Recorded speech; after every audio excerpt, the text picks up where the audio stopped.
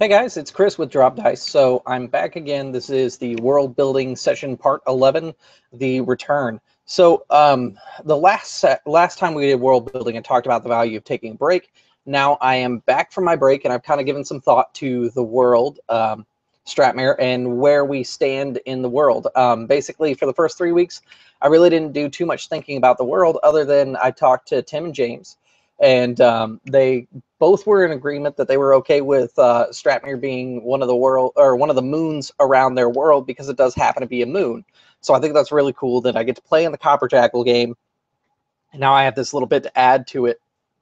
So I think what I'm going to do is add a little bit of wiki entry on the Copper Jackals once I get around to that.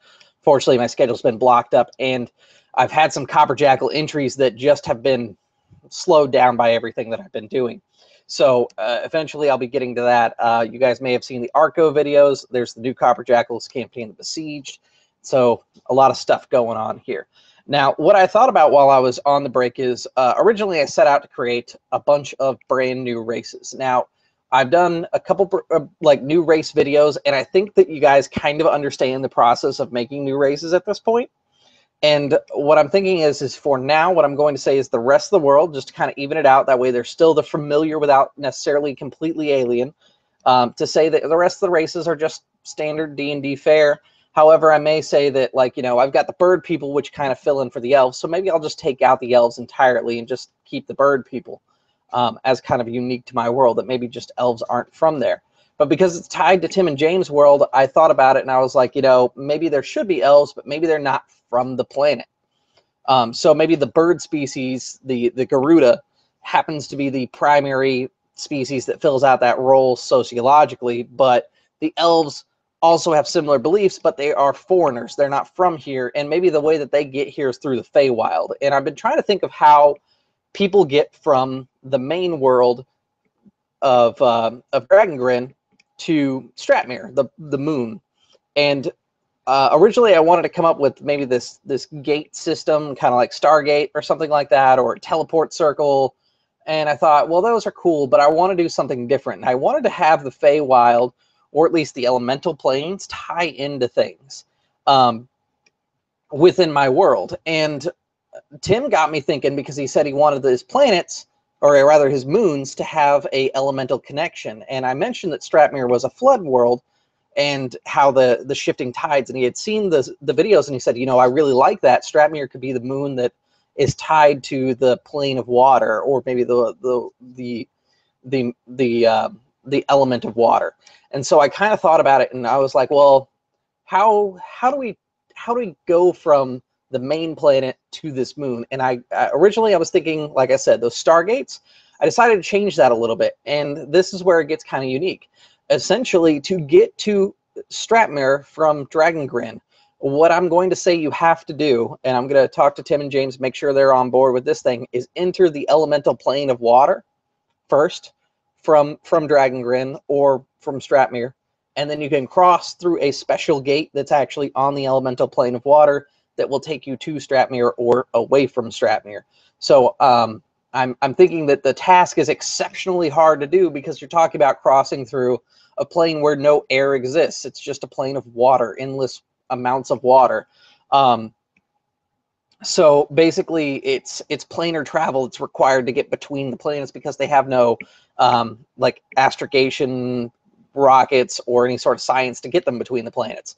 So right now, that's tentatively what I'm thinking about. And then, and this is kind of going back to that first video where I was talking about don't go at it alone, and you should get some feedback from other people.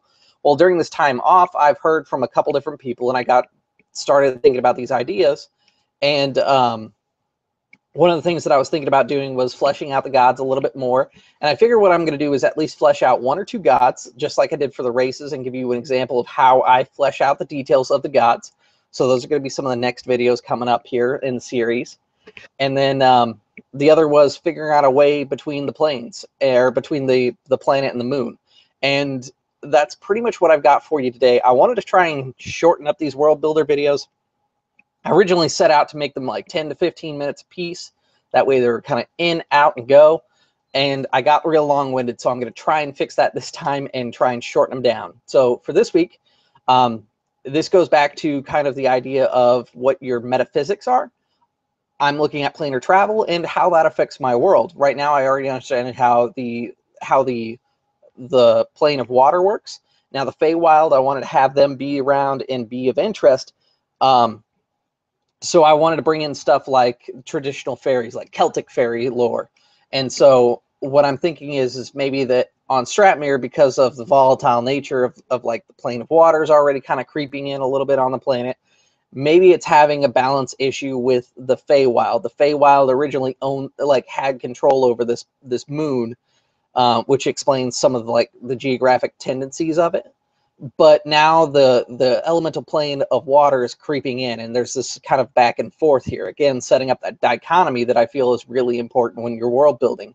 So that's how the main planes that are going to affect my players. Now, I've mentioned a lot of stuff as far as like building the world, enriching it, and I think that there are some foundation things, like you should definitely outline your gods, you should definitely outline how you want your calendar to work, but sometimes there are things that you don't really need to establish until it becomes necessary later. One of those things that I'm going to not establish for now is how the plane interacts with how the moon interacts with some of the other planes. Right now, I don't have a need for it because I really like the idea of the struggle between elemental water and the Fae.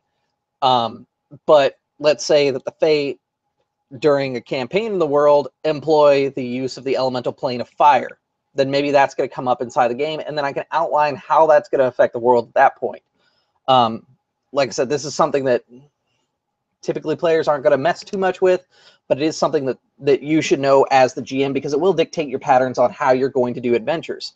Along with that, one of the other things I want to do with the adventure or with the world building series is talk about how to employ your world and start an adventure in it. And I'm going to use Stratmere as my example, just like I normally do. And then another thing that I'm looking at is I've been playing some Fantasy Age, and I really like the system, so I think I'm going to do some videos on like race creation, Fantasy Age, because those seem to be a little bit more popular.